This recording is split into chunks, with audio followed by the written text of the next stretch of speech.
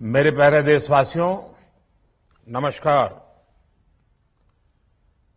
Corona की दूसरी wave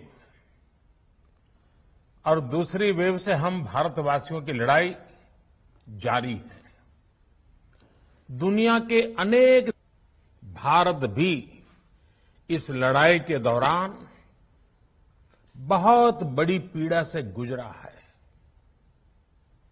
हम में से कई लोगों ने अपने परिजनों को, अपने परिचितों को खोया है। ऐसे सभी परिवारों के साथ मेरी पूरी संवेदनाएं हैं। साथियों, बीते 100 वर्षों में आई ये सबसे बड़ी महामारी है, त्रासदी है। इस तरह की महामारी आधुनिक विश्व ने न देखी थी, न अनुभव की थी। इतनी बड़ी वैश्विक महामारी से हमारा देश कई मोर्चों पर एक साथ लड़ा है। कोविड अस्पताल बनाने से लेकर आईसीयू बेड्स की संख्या बढ़ानी हो, भारत में वेंटिलेटर बनाने से लेकर टेस्टिंग लैब्स का एक बहुत बड़ा नेटवर्क तैयार करना हो, कोविड से लड़ने के लिए बीते 1.25 साल में ही देश में एक नया हेल्थ इंफ्रास्ट्रक्चर तैयार किया गया है। सेकंड वेव के दौरान अप्रैल और मई के महीने में भारत में मेडिकल ऑक्सीजन की डिमांड अकल्पनीय रूप से बढ़ गई थी। भारत के इतिहास में कभी भी इतनी मात्रा में मेडिकल ऑक्सीजन की जरूरत कभी भी महसूस नहीं की गई। इस जरूरत को पूरा करने के लिए युद्ध स्तर पर काम किया गया। सरकार के सभी तंत्र लगे। ऑक्सीजन रेल चलाई गई, एयरफोर्स के विमानों को लगाया गया, नौसेना को लगाया गया। बहुत ही कम समय में लिक्विड मेडिकल ऑक्सीजन के प्रोडक्शन में 10 गुना से ज्यादा बढ़ाया गया। दुनिया के हर कोने से, जहां कहीं से भी जो कुछ भी उपलब्ध हो सकता था, उसको प्राप्त करने का भरसक प्रयास किया गया, लाया गया। इसी तरह जरूरी दवाओं के प्रोडक्शन को कई गुना बढ़ाया गया। विदेशों में जहां भी दवाइयां उपलब्ध हो, वहां से उन्हें लाने में कोई कोर कसर बाकी नहीं छोड़ी गई। साथियों, कोरोना जैसे अदृश्य और रूप बदलने वाले दुश्मन के खिलाफ लड़ाई में सबसे प्रभावी हथियार कोविड प्रोटोकॉल है। मास्क, 2 गज की दूरी और बाकी सारी सावधानियां, उसका पालन ही है। इस लड़ाई में वैक्सीन हमारे लिए सुरक्षा कवच की तरह है।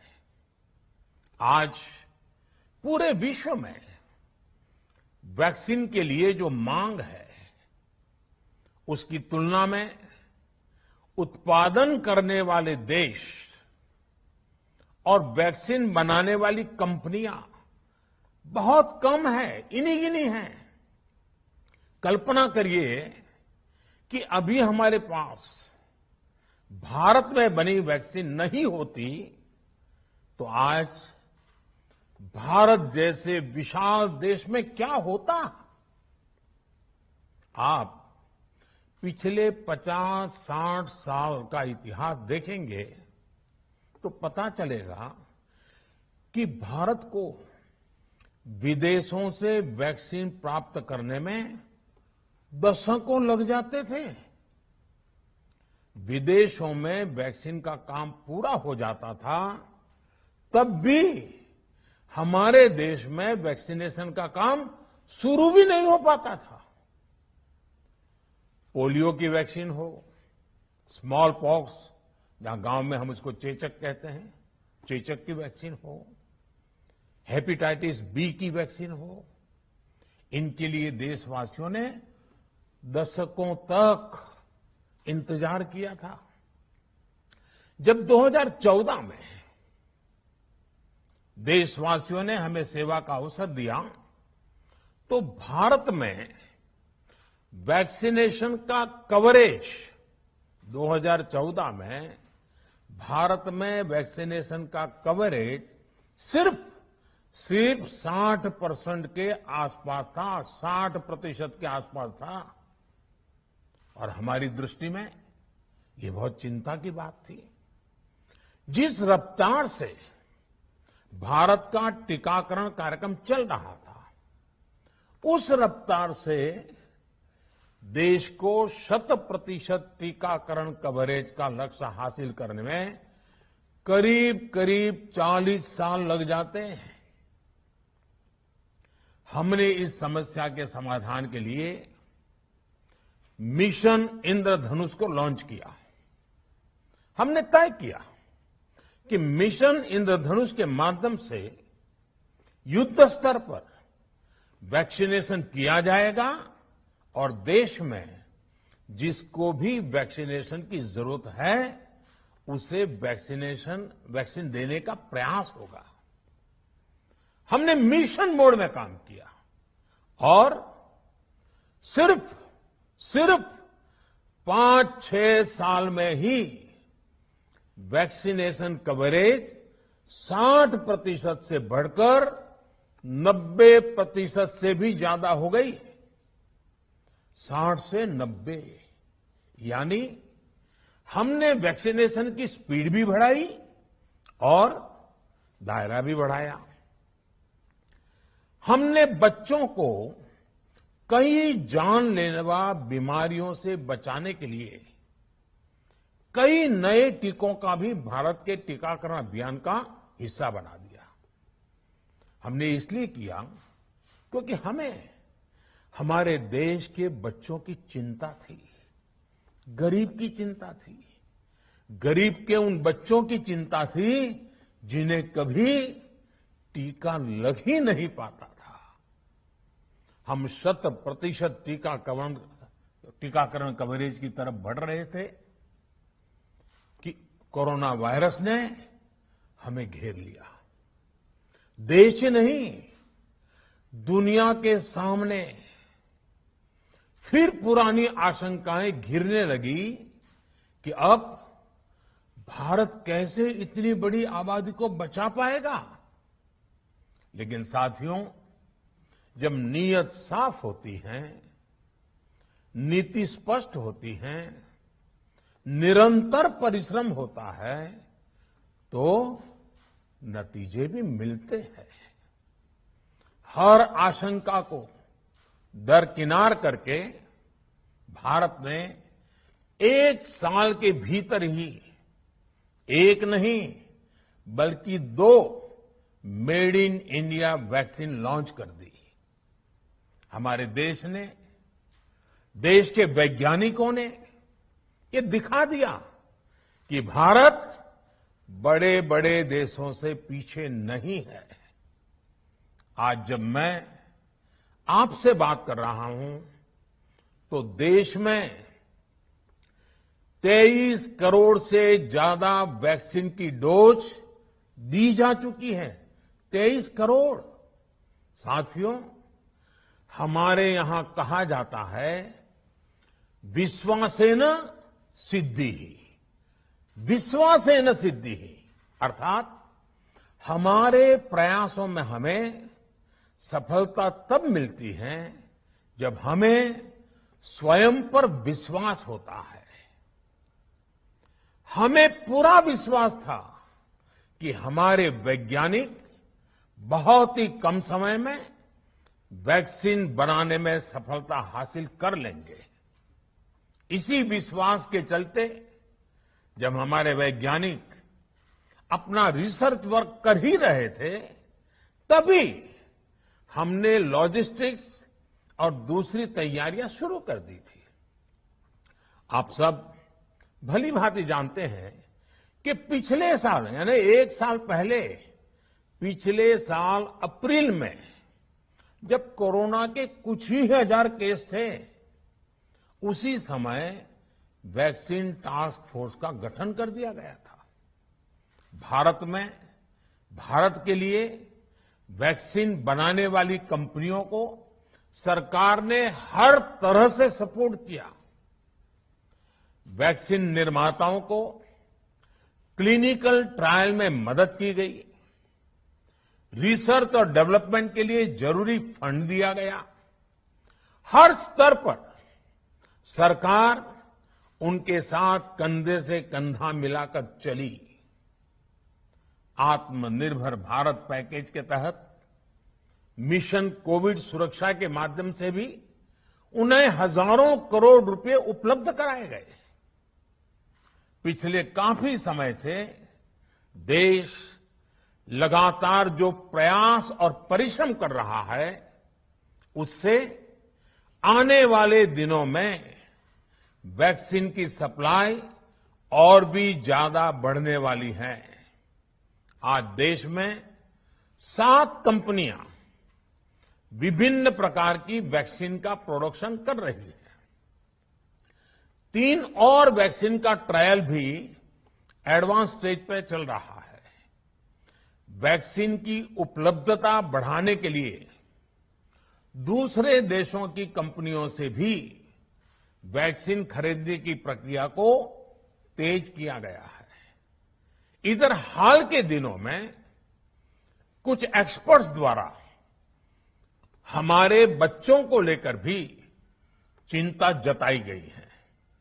इस दिशा में भी 2 वैक्सीन का ट्रायल तेजी से चल रहा है। इसके अलावा अभी देश में एक नेजल वैक्सीन पर भी रिसर्च जारी है। इसे सिरिंज से न देकर नाक में स्प्रे किया जाएगा।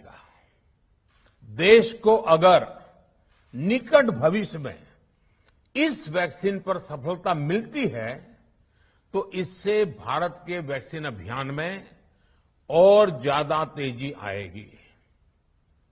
साथियों, इतने कम समय में वैक्सीन बनाना अपने आप में पूरी मानवता के लिए बहुत बड़ी उपलब्धि है, लेकिन इसकी अपनी सीमाएं भी हैं। वैक्सीन बनने के बाद भी दुनिया के बहुत कम देशों में वैक्सीनेशन प्रारंभ हुआ और ज्यादातर समृद्ध देशों में ही शुरू हुआ। WHO ने वैक्सीनेशन को लेकर गाइडलाइंस दी। वैज्ञानिकों ने वैक्सीनेशन की रूपरेखा रखी और भारत ने भी जो अन्य देशों की बेस्ट प्रैक्टिसेस थी, विश्व स्वास्थ्य संगठन WHO के मानक थे, उसी आधार पर चरणबद्ध तरीके से वैक्सीनेशन करना तय किया। केंद्र सरकार ने मुख्यमंत्रियों के साथ हुई अनेकों बैठकों से जो सुझाव मिले, संसद के विभिन्न दलों के साथियों द्वारा जो सुझाव मिले, उसका भी पूरा ध्यान रखा। इसके बाद ही ये तय हुआ कि जिन्हें कोरोना से ज्यादा खतरा है, उन्हें प्राथमिकता दी जाएगी। इसलिए ही हेल्थ वर्कर्स, फ्रंटलाइन वर्कर्स, 60 वर्ष की आयु से ज्यादा के नागरिक, बीमारियों से ग्रसित 45 वर्ष से ज्यादा आयु के नागरिक, इन सभी को वैक्सीन पहले लगनी शुरू हुई है।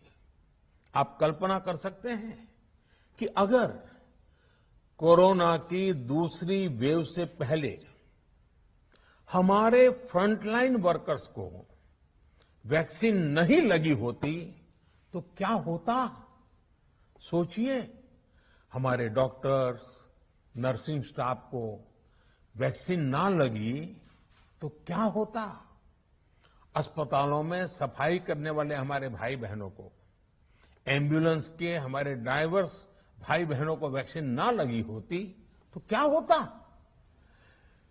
ज्यादा से ज्यादा हेल्थ वर्कर्स को वैक्सीनेशन होने की वजह से ही वो निश्चिंत होकर दूसरों की सेवा में लग पाए, लाखों देशवासियों का जीवन बचा पाए। लेकिन देश में कम होते कोरोना के मामलों के बीच केंद्र सरकार के सामने अलग अलग सुझाव भी आने लगे, भिन्न भिन्न मांगे होने लगी, पूछा जाने लगा, सब कुछ भारत सरकार ही क्यों तय कर रही है? राज्य सरकारों को छूट क्यों नहीं दी जा रही है? राज्य सरकारों को लॉकडाउन की छूट क्यों नहीं मिल रही है? One size does not fit all जैसी बातें भी कही गई। दलील ये दी गई कि संविधान में चूंकि हेल्थ, आरोग्य प्रमुख रूप से राज्य का विषय है, इसलिए अच्छा है कि सब राज्य ही करें। इसलिए इस दिशा में एक शुरुआत की गई। भारत सरकार ने एक बृहद गाइडलाइन बनाकर राज्यों को दी ताकि राज्य अपनी आवश्यकता और सुविधा के अनुसार काम कर सके। स्थानीय स्तर पर कोरोना कर्फ्यू लगाना हो, माइक्रो कंटेनमेंट जोन बनाना हो, इलाज से जुड़ी व्यवस्थाएं हो, भारत सरकार ने राज्यों की इन मांगों को स्वीकार किया। साथियों, इस साल 16 जनवरी से शुरू होकर अप्रैल महीने के अंत तक भारत का वैक्सीनेशन कार्यक्रम मुख्यतः केंद्र सरकार की देखरेख में ही चला। सभी को मुफ्त वैक्सीन लगाने के मार्ग पर देश आगे बढ़ रहा था। देश के नागरिक भी अनुशासन का पालन करते हुए अपनी बारी आने पर वैक्सीन लगवा रहे थे। इस बीच कई राज्य सरकारों ने फिर कहा कि वैक्सीन का काम डिसेंट्रलाइज किया जाए और राज्यों पर छोड़ दिया जाए। तरह तरह के स्वर उठे, जैसे कि वैक्सीनेशन के लिए एज ग्रुप क्यों बनाए गए। दूसरी तरफ किसी ने कहा कि उम्र की सीमा आखिर केंद्र सरकार ही क्यों तय करे। कुछ आवाजें तो ऐसी भी उठी कि बुजुर्गों का वैक्सीनेशन पहले क्यों हो रहा है। भांति भांति के दबाव भी बनाए गए। देश के मीडिया के एक वर्ग ने इसे कैंपेन के रूप में भी चलाया। साथियों, काफी चिंतन मनन के बाद इस बात पर सहमति बनी कि राज्य सरकारें अपनी तरफ से भी प्रयास करना चाहती हैं, तो भारत सरकार को क्यों इतराज हो और भारत सरकार इतराज क्यों करे। राज्यों की इस मांग को देखते हुए, उनके आग्रह को ध्यान में रखते हुए 16 जनवरी से जो व्यवस्था चली आ रही थी, उसमें प्रयोग के तौर पर एक बदलाव किया गया। हमने सोचा कि राज्य ये मांग कर रहे हैं, उनका उत्साह है, तो चलो भाई 25% का काम उन्हीं को सुपुर्द कर दिया जाए, उन्हीं को दे दिया जाए। स्वाभाविक है 1 मई से राज्यों को 25% काम उनके हवाले कर दिया गया। उसे पूरा करने के लिए उन्होंने अपने अपने तरीके से प्रयास भी किए। इतने बड़े काम में किस तरह की कठिनाइयां आती हैं, ये भी उनके ध्यान में आने लगा। उनको पता चला पूरी दुनिया में वैक्सीन की क्या स्थिति है, इसकी सच्चाई से भी राज्य परिचित हुए। और हमने देखा, एक तरफ मई में सेकेंड वेव, दूसरी तरफ वैक्सीन के लिए लोगों का बढ़ता रुझान, और तीसरी तरफ राज्य सरकारों की कठिनाइयां। मई में 2 सप्ताह बीतते बीतते कुछ राज्य खुले मन से ये कहने लगे कि पहले वाली व्यवस्था ही अच्छी थी। धीरे धीरे इसमें कई राज्य सरकारें जुड़ती चली गई। वैक्सीन का काम राज्यों पर छोड़ा जाए, जो इसकी वकालत कर रहे थे उनके विचार भी बदलने लगे। एक अच्छी बात रही कि समय रहते राज्य पुनर्विचार की मांग के साथ फिर आगे आए। राज्यों की इस मांग पर हमने भी सोचा कि देशवासियों को तकलीफ ना हो, सुचारू रूप से उनका वैक्सीनेशन हो। इसके लिए 1 मई के पहले वाली, यानी 1 मई के पहले 16 जनवरी से अप्रैल अंत तक जो व्यवस्था थी, पहले वाली पुरानी व्यवस्था को फिर से लागू किया जाए। साथियों, आज ये निर्णय लिया गया है कि राज्यों के पास वैक्सीनेशन से जुड़ा जो 25% काम था, उसकी जिम्मेदारी भी भारत सरकार उठाएगी। ये व्यवस्था आने वाले 2 सप्ताह में लागू की जाएगी। इन 2 सप्ताह में केंद्र और राज्य सरकारें मिलकर नई गाइडलाइंस के अनुसार आवश्यक तैयारी कर लेगी। संयोग है कि 2 सप्ताह बाद 21 जून को ही अंतर्राष्ट्रीय योग दिवस भी है। 21 जून सोमवार से देश के हर राज्य में 18 वर्ष से ऊपर की उम्र के सभी नागरिकों के लिए भारत सरकार राज्यों को मुफ्त वैक्सीन मुहैया कराएगी। वैक्सीन निर्माताओं से कुल वैक्सीन उत्पादन का 75% हिस्सा भारत सरकार खुद ही खरीदकर राज्य सरकारों को मुफ्त देगी। यानी देश की किसी भी राज्य सरकार को वैक्सीन पर कुछ भी खर्च नहीं करना होगा। अब तक देश के करोड़ों लोगों को मुफ्त वैक्सीन मिली है। अब 18 वर्ष की आयु के लोग भी इसमें जुड़ जाएंगे। सभी देशवासियों के लिए भारत सरकार ही मुफ्त वैक्सीन उपलब्ध करवाएगी। गरीब हो, निम्न मध्यम वर्ग हो, मध्यम वर्ग हो या फिर उच्च वर्ग, भारत सरकार के अभियान में मुफ्त वैक्सीन ही लगाई जाएगी। हां, जो व्यक्ति मुफ्त में वैक्सीन नहीं लगवाना चाहते, प्राइवेट अस्पताल में वैक्सीन लगवाना चाहते हैं, उनका भी ध्यान रखा गया है। देश में बन रही वैक्सीन में से 25% प्राइवेट सेक्टर के अस्पताल सीधे ले पाए, ये व्यवस्था जारी रहेगी।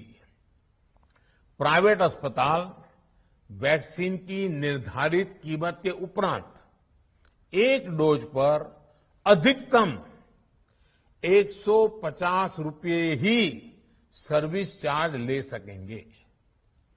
इसकी निगरानी करने का काम राज्य सरकारों के पास ही रहेगा। साथियों, हमारे शास्त्रों में कहा गया है प्राप्य आपदम न व्यथते कदाचित, उद्योगम अनु इच्छति चा प्रमत्तः। अर्थात विजेता आपदा आने पर उससे परेशान होकर हार नहीं मानते, बल्कि उद्यम करते हैं, परिश्रम करते हैं और परिस्थिति पर जीत हासिल करते हैं। कोरोना से लड़ाई में 130 करोड़ से अधिक भारतीयों ने अभी तक की यात्रा आपसी सहयोग, दिन रात मेहनत करके तय की है। आगे भी हमारा रास्ता हमारे श्रम और सहयोग से ही मजबूत होगा। हम वैक्सीन प्राप्त करने की गति भी बढ़ाएंगे और वैक्सीनेशन अभियान को भी और गति देंगे। हमें याद रखना है कि भारत में वैक्सीनेशन की रफ्तार आज भी दुनिया में बहुत तेज है, अनेक विकसित देशों से भी तेज है। हमने जो टेक्नोलॉजी प्लेटफॉर्म बनाया है कोविन, उसकी भी पूरी दुनिया में चर्चा हो रही है। अनेक देशों ने भारत के इस प्लेटफॉर्म को इस्तेमाल करने में रुचि भी दिखाई है। हम सब देख रहे हैं कि वैक्सीन की एक एक डोज कितनी महत्वपूर्ण है। हर डोज से एक जिंदगी जुड़ी हुई है। केंद्र सरकार ने ये व्यवस्था भी बनाई है कि हर राज्य को कुछ सप्ताह पहले ही बता दिया जाएगा कि उसे कब कितनी डोज मिलने वाली है। मानवता के इस पवित्र कार्य में वाद विवाद और राजनीतिक छींटाकशी से ऐसी बातों को कोई भी अच्छा नहीं मानता है। वैक्सीन की उपलब्धता के अनुसार पूरे अनुशासन के साथ वैक्सीन लगती रहे, देश के हर नागरिक तक हम पहुंच सके, ये हर सरकार, हर जनप्रतिनिधि, हर प्रशासन की सामूहिक जिम्मेदारी है। प्रिय देशवासियों, टीकाकरण के अलावा आज एक और बड़े फैसले में, उस फैसले से मैं आपको अवगत कराना चाहता हूं। पिछले वर्ष जब कोरोना के कारण लॉकडाउन लगाना पड़ा था, तो प्रधानमंत्री गरीब कल्याण अन्न योजना के तहत 8 महीने तक 80 करोड़ से अधिक देशवासियों को मुफ्त राशन की व्यवस्था हमारे देश ने की थी। इस वर्ष भी दूसरी वेव के कारण मई और जून के लिए भी इस योजना का विस्तार किया गया था। आज सरकार ने फैसला लिया है कि प्रधानमंत्री गरीब कल्याण अन्न योजना को अब दीपावली तक आगे बढ़ाया जाएगा। महामारी के इस समय में सरकार गरीब की हर जरूरत के साथ उसका साथी बनकर खड़ी है। यानी नवंबर तक 80 करोड़ से अधिक देशवासियों को हर महीने तय मात्रा में मुफ्त अनाज उपलब्ध होगा। इस प्रयास का मकसद यही है कि मेरे किसी भी गरीब भाई बहन को, उसके परिवार को भूखा सोना ना पड़े। साथियों, देश में हो रहे इन प्रयासों के बीच कई क्षेत्रों से वैक्सीन को लेकर भ्रम और अफवाहों की जानकारी चिंता बढ़ाती है। ये चिंता भी मैं आपके सामने व्यक्त करना चाहता हूं। जब से भारत में वैक्सीन पर काम शुरू हुआ, तभी से कुछ लोगों द्वारा ऐसी बातें कही गई जिससे आम लोगों के मन में शंका पैदा हो। कोशिश ये भी हुई कि भारत के वैक्सीन निर्माताओं का हौसला पस्त पड़ जाए और उनके सामने अनेक प्रकार की बाधाएं आए। जब भारत की वैक्सीन आई तो अनेक माध्यमों से शंका आशंका को और बढ़ाया गया। वैक्सीन न लगवाने के लिए भांति भांति के तर्क प्रचारित किए गए। इन्हें भी देश देख रहा है। जो लोग वैक्सीन को लेकर आशंका पैदा कर रहे हैं, अफवाहें फैला रहे हैं, वो भोले भाले भाई बहनों के जीवन के साथ बहुत बड़ा खिलवाड़ कर रहे हैं। ऐसी अफवाहों से सतर्क रहने की जरूरत है। मैं भी आप सबसे, समाज के प्रबुद्ध लोगों से, युवाओं से अनुरोध करता हूं कि आप भी वैक्सीन को लेकर जागरूकता बढ़ाने में सहयोग करें। अभी कई जगहों पर कोरोना कर्फ्यू में ढील दी जा रही है, लेकिन इसका मतलब ये नहीं कि हमारे बीच से कोरोना चला गया है।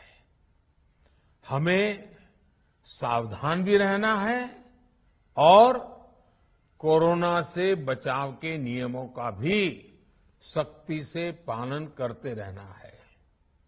मुझे पूरा विश्वास है हम सब कोरोना से इस जंग में जीतेंगे।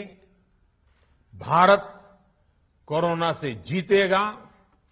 इन्हीं शुभकामनाओं के साथ आप सभी देशवासियों का बहुत बहुत धन्यवाद।